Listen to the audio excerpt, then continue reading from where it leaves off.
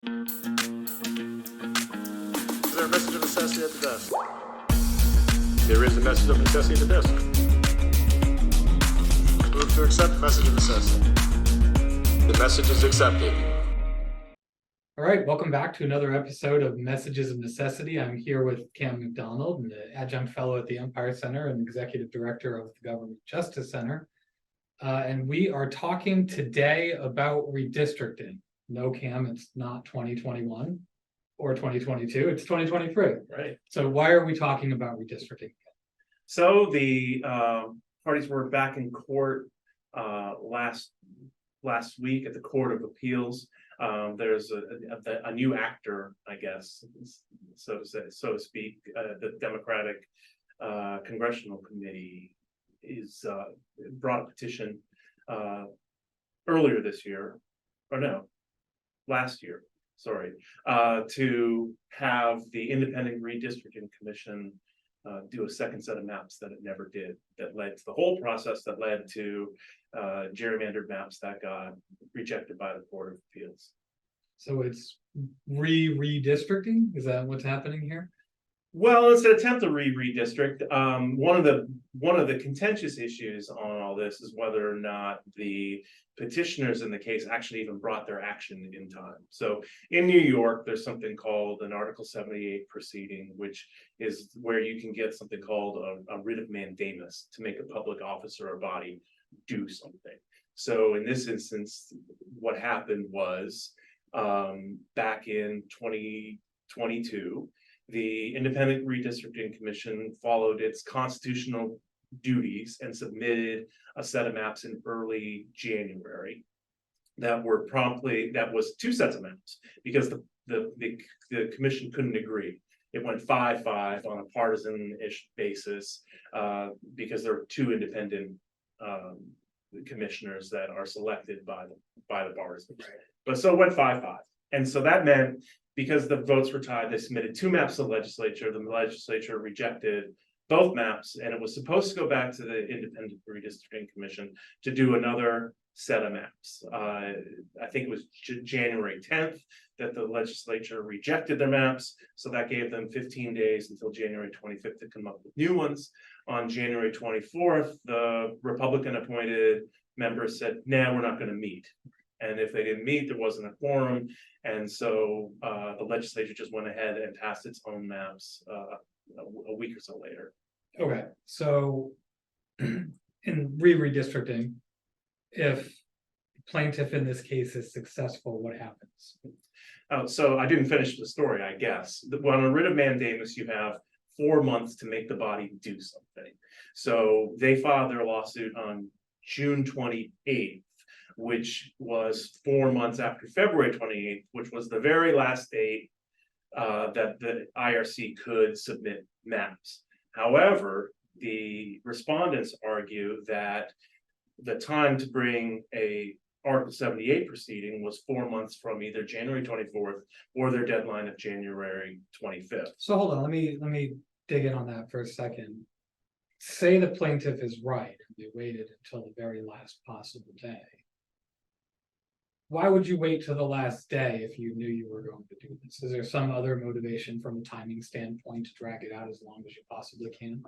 It's not about, well, I don't know that it was the timing standpoint to drag anything out as long as they could. They brought the lawsuit after they found out that the maps were actually fair. That a special master appointed in Steuben County, supervised by the Supreme Court judge there, came up with maps that were actually competitive through the congressional district and Senate. As so vetted by several independent sources. I mean, certainly the groups that are paying attention to redistricting across the country, some that were involved here, some work that was done through the Empire Center. So those maps have been vetted pretty broadly and widely and recognized universally as being some of the most fair maps that could have been for you. Absolutely, and the election results showed that. Yeah, sure. So what's really wacky about the lawsuit to use a legal term, or not so legal term, is the fact that the whole premise of from the petitioners who want the IRC to meet again and do another set of maps is that there was actually more citizen input put into the process when it went through the courts than there would have been if the IRC just did another set of maps. So the whole process under the Constitution, to kind of go back in history, is in 2021, throughout 2021, the IRC took submissions from individuals, groups, entities like the Empire Center of proposed maps that they could consider. They held public hearings throughout the state on the maps, and then they went and they came up with competing sets of maps, which were actually better than what the legislature ended up passing. But so the second time around, in that 15-day window from January 10th to 25th, 2022, the IRC had no obligation to get any more public input or anything like that. They were just sent back to draw more maps. What happened in the court process, and I was there in Bath, New York, in the spring of that year, is that hundreds of people were able to submit letters and give input to the court, submit their own maps again, and have their day in court. The court held a session where people spoke for most of the day in favor of their maps or their interests, what they would like to see done by the special master. And the special master sat there and took notes all day long on people's input. So there was in fact more public process than what the petitioners are arguing for in this lawsuit today. So it's a testament to your lawyering abilities, how you managed not to answer my question about motive. But I'll let that slide because I think it's obvious what the motive was. Well, what makes it more obvious what the motive is that last year, two different maps were struck down. It was the state Senate map and the state congressional map. They originally filed their petition in June 28th, 2022 about both maps, but then amended, and they're only challenging the congressional map. So you know exactly what the issue is. It's only about the fact that there wasn't the results that the petitioners wanted in the congressional elections. And there was nominal, if any, change in the Senate maps. Right. The same legal theory should apply to the Senate maps, and they're just not bothering to go after the Senate maps. Right. And if we really wanted to get into the weeds, we'd talk about why the initial suits only included the Senate maps and the congressional maps and not the assembly maps, but that's a whole different thing we don't need to bore them anymore with. So, all right, now, so the case has been heard. There's going to be a decision in some weeks.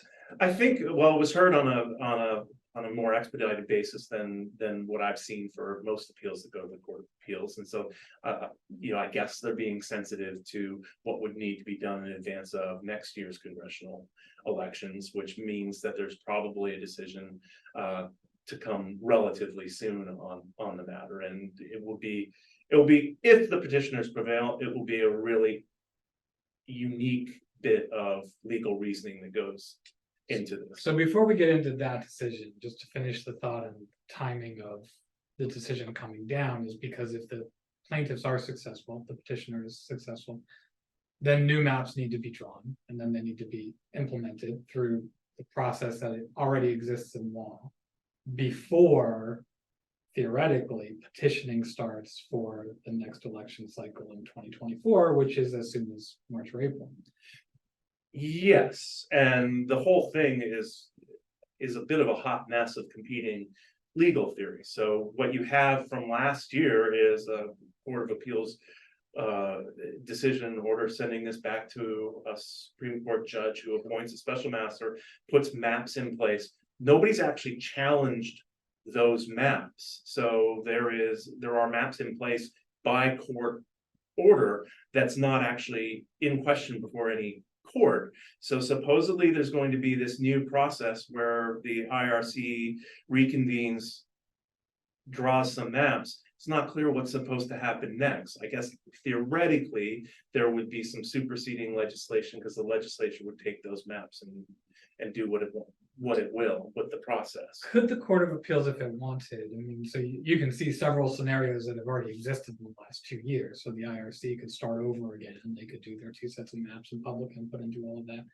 The court could send it back to a special master if it wanted to. It could say theoretically, or tell me that that's not true, that we could just keep the maps we have for one more cycle to let this process play out in the amount of time it probably requires to hold true to the law.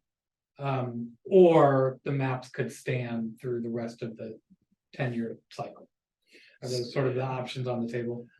Those are the options that the petitioners are trying to put on the table, that it sounded like a couple of judges on the panel last week were trying to put on the table. The problem is, when you read what the Court of Appeals wrote last year, the majority ruled, and there was nothing about it being a temporary order, and the whole process under the Constitution is supposed to be an every 10-year process. So they're trying to somehow, somebody's going to try to, if for anything to happen there, it seems like the Court of Appeals is going to have to somehow decide that whatever it did last year was just a temporary solution to a problem. So, and to that point, logically, you would think, because they know it's a 10-year cycle, that if this were a temporary 1-year solution, they would have said so. That would have been somehow acknowledged in the decision that this will get us through 2022, but before 2024, the IRC should reconvene, or this should happen, or whatever they thought the right layout steps were. So this is a stretch in interpretation of that decision that wasn't part of that decision. Is that what Yeah, it's essentially a rewriting of that decision in some way, and undermining their own, they would be undermining their own authority with respect to the decision from last year. And it's all, and so it's got, there's lots of angles that the petitioners are trying to take. They're trying to say, well, we were excused from actually bringing a proceeding within the time frame that the respondents are saying, because there was legislation in place that provided for the legislature to act, even if the IRC didn't do that second vote. What's goofy about that is they're making a constitutional argument about something that took place that was unconstitutional at the time, the legislation, which actually got struck down in that decision. So it goes around in lots of tight circles here that are kind of hard to wrap your mind around if you're a logical thinker. So, well, we haven't accused anybody of that. But so thinking about being a logical thinker and what you just acknowledged the court had done, if the extension of all of this is that we're going to make a change to the maps, that the court would be undoing its own decision, essentially, right? This is even though there's different members sitting on the court, this is the same court deciding basically the same case, and the petitioners are hoping they come out with a different answer, which would be strange all on its own, even though technically it's a different question. So that leads into some of the peculiarities of what's different about the court now than when they first decided this case. So there's a different chief judge, there are different members. Talk a little bit about that. So the difference in the court now is that the author of last year's majority opinion was Janet DiFiore, who then left the court a few months later, I guess. That was the end of August, and there was a huge confirmation fight in this spring over Hector LaSalle, who was, I guess, made history by being rejected by the legislature and not even initially coming out of the Judiciary Committee to be considered by the legislature. Where and the Senate didn't act improperly, just unusual. Like, right, I think that was the first time that had happened in the history of this process, some 60 some odd years. Yeah, that's correct. They have an advise and consent rule, which is supposed to mean that they're supposed to historically, I think there was precedent for the committee sending people out without their recommendation or something like that, but Okay. that there would be a full Senate vote on candidates before. This time the nominee did not get that courtesy until the Senate mooted out a lawsuit down in Suffolk County regarding that issue. Okay.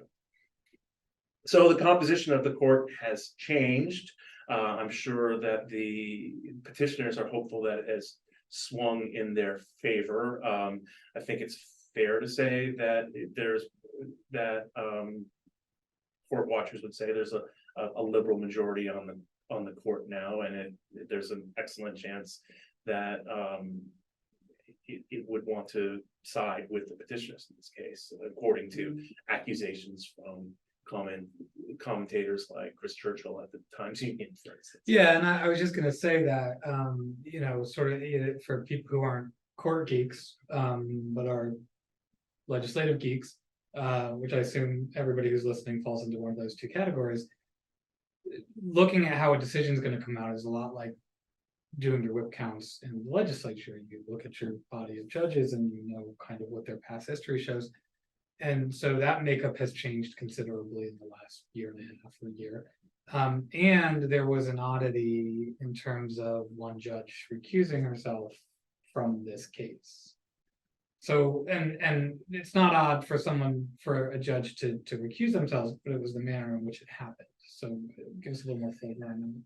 Yeah, so Judge Halligan recused herself sort of long after this case was at the Court of Appeals, and noted there was some sort of personal relationship, and there's not really been any description of what the reason for the recusal was beyond that. So it's not really clear to the general public what happened there.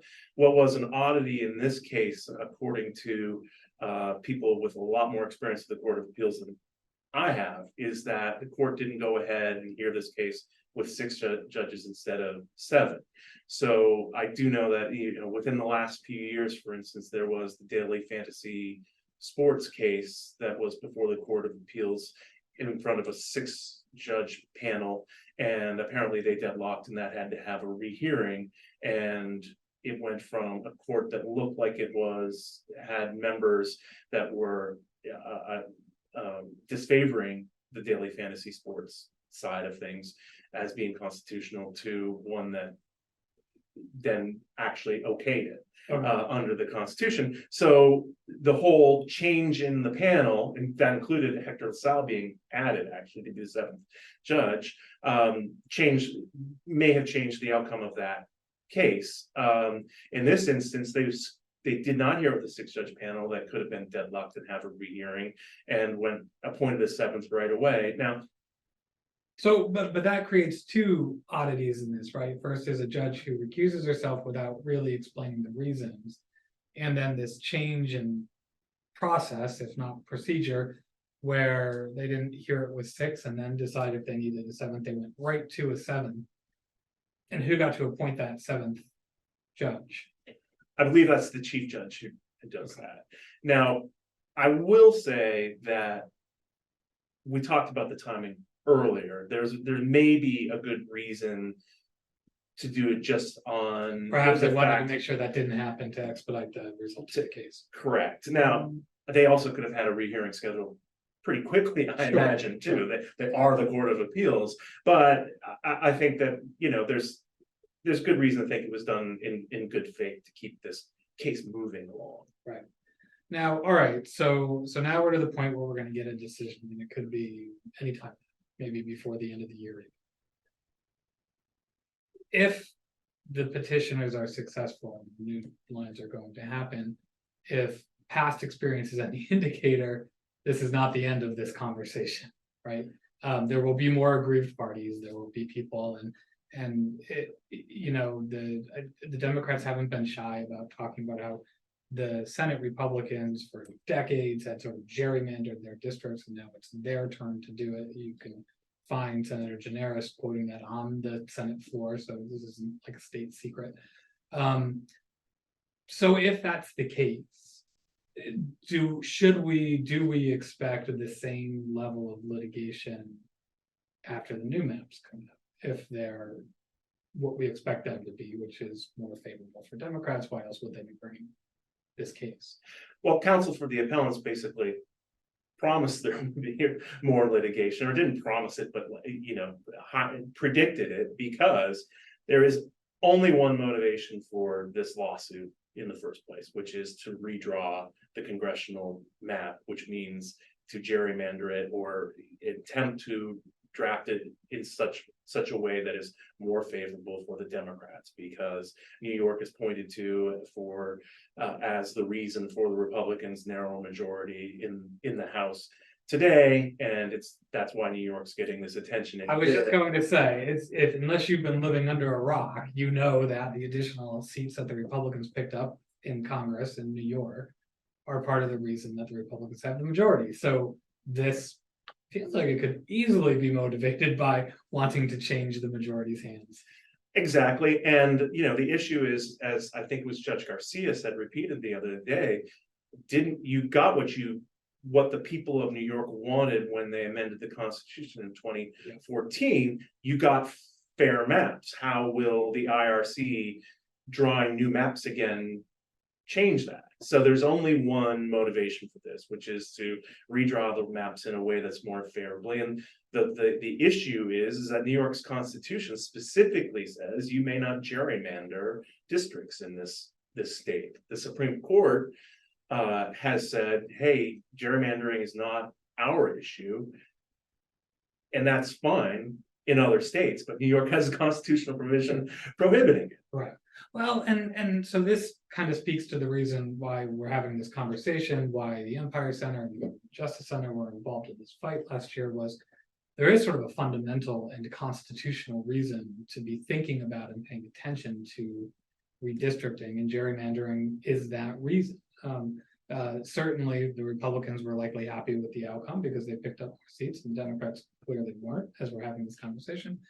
But from the taxpayer and citizen standpoint, anything you do that creates unfair districts is a disservice to those people. And so it's kind of a complicated, hard thing to explain, and it only happens every 10 years, except now apparently it happens every year. But this is worth paying attention to for those reasons. It has political ramifications. It had them federally last year. It certainly has them on the national or on the state level every single year when we have elections. So as we think about this moving forward, how important do you think it is that we continue to, certainly we'll keep paying attention to it, but for people who are listening to sort of keep their ear to the ground on this and make sure they know, stay involved and to be involved in that fight? Yeah, I mean, so circle back to the beginning, nobody challenged the maps that are in place after the special master made his recommendations and the Supreme Court in Steuben County adopted the maps. So these things, they get measured. There's different types of measurements that redistricting sites, 538 does some things. Days Redistricting is another website. So maps like this get rated for all kinds of things, like their compactness and all that sort of thing. And so it will be interesting for people to be able to watch and see if this process were to go forward and new maps were to be drawn. You've got a good set of maps to compare them to right now. So people should be paying attention to see just how things are changed. You'll be able to compare the lines and see what's taking place and what's being done to attempt to disenfranchise voters. It's not really a happy message, but we'll keep watching. We'll keep watching. All right, that's it for Messages of Necessity this week. Thanks for tuning in. We'll be back in 2 weeks. For more news and analysis, visit our website and sign up for email updates at empirecenter.org. Follow us on Twitter, Facebook, and LinkedIn at Empire Center.